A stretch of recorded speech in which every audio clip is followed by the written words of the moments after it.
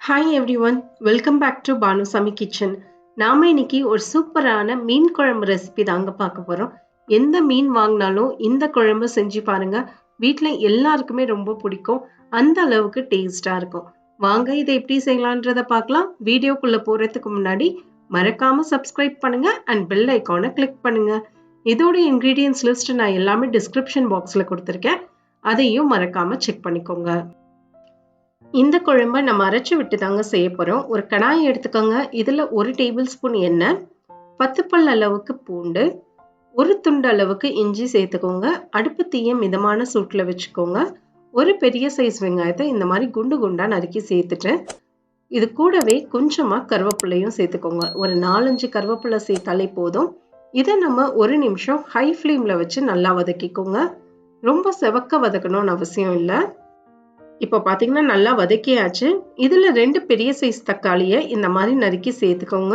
இதுக்கு தேவையான அளவுக்கு உப்பு, 1 டீஸ்பூன் ஜீரகம், 1 டீஸ்பூன் அளவுக்கு மிளகு சேர்த்துக்கோங்க. இது கூடவே ஒரு 1/4 டீஸ்பூன் அளவுக்கு சோம்பு சேர்த்துக்கோங்க. இதில் சோம்பு சேர்த்து செய்யும் போது டேஸ்ட் சூப்பராக இருக்குங்க. இது எல்லாத்தையும் தக்காளி குழஞ்சு வர அளவுக்கு ஒரு 2 நிமிஷம் ஹை ஃப்ளேம்லேயே நல்லா வதக்கிக்கோங்க.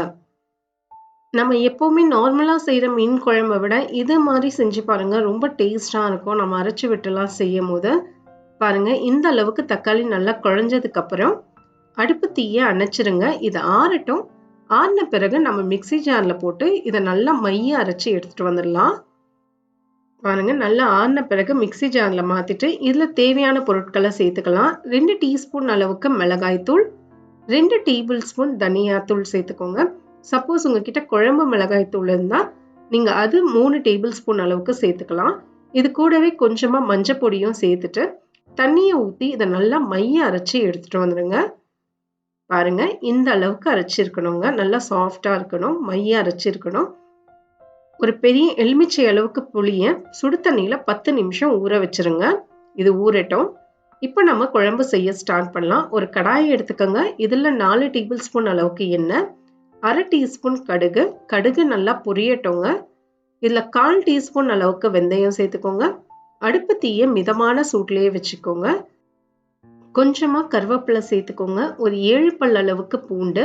அடுப்பு தீயை மிதமான சூட்டில் வச்சுட்டு இதை நம்ம ஒரு 30 செகண்ட் மட்டும் வதக்கிக்கலாம். அந்த பூண்டு வந்து லைட்டாக கலர் சேஞ்ச் ஆகணுங்க. இதில் பாதி மீடியம் சைஸ் வெங்காயத்தை பொடிசாக நறுக்கி சேர்த்துக்கோங்க. சேர்த்துட்டு இதை 1 நிமிஷம் நல்லா வதக்கிக்கோங்க. வெங்காயம் வந்து நல்லா செவந்து வர அளவுக்கு வதக்கிக்கோங்க. பாருங்க, இந்த அளவுக்கு செவக்க வதக்கிக்கணும். இப்போ நாம இதில் அரைச்சி வச்சிருந்த விழுதை இதில் சேர்த்துருங்க. தண்ணி இப்போ சேர்க்காதீங்க. அந்த மிக்சி ஜாரை கழுவிட்டு அந்த தண்ணியை அப்படியே வச்சுக்கோங்க. நம்ம கடைசியில் சேர்த்துக்கலாம்.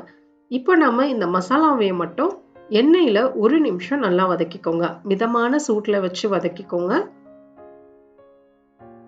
பாருங்க, அந்த எண்ணெயிலேயே நல்லா வதக்கியாச்சு. இப்போ நாம இதில் புளியை கரைச்சிட்டு அதோடைய தண்ணின்னு பார்த்தீங்கன்னா ஒரு 2 கப் அளவுக்கு புளி தண்ணியை இதில் சேர்த்துக்கோங்க. புளி தண்ணி வந்து நல்லா கெட்டியாக கரைச்சி சேர்த்துக்கோங்க. ரொம்ப தண்ணியாகவும் சேர்த்துட வேண்டாம். தேவைக்கேற்ப உப்பையும் சேர்த்துட்டு இதை 1 நிமிஷம் நல்லா கலந்து விட்டுருங்க.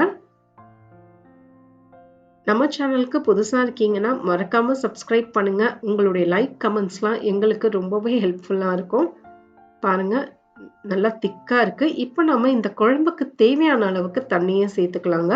ஒரு 2லேருந்து 3 கப் அளவுக்கு தண்ணியை கூட நீங்க சேர்த்துக்கலாம். தண்ணியை சேர்த்துட்டு இது நல்லா ஒரு கொதி வரட்டுங்க. ஹை ஃப்ளேம்லயே வைங்க. ஒரு கொதி வரட்டும். பாருங்க, நல்லா கொதிச்சிட்டு இருக்கு பாருங்க. அப்போதான் அந்த புளியோடைய பச்சை வாசனை எல்லாமே போகும். இந்த சமயத்துல ஒரு 1/2 கப் அளவுக்கு தேங்காய் பாலை சேர்த்துக்கோங்க. தேங்காய் பால் வந்து ஆப்ஷனல் தாங்க. நீங்க சேர்க்கணும்னா சேர்த்துக்கலாம். ஆனால் தேங்காய் பால் சேர்த்து செய்யும் போது டேஸ்ட் அட்டகாசமாக இருக்கும். தேங்காய் பால் சேர்க்கலைன்னா விட்டுருங்க. இது நல்லா கொதிக்கட்டும்.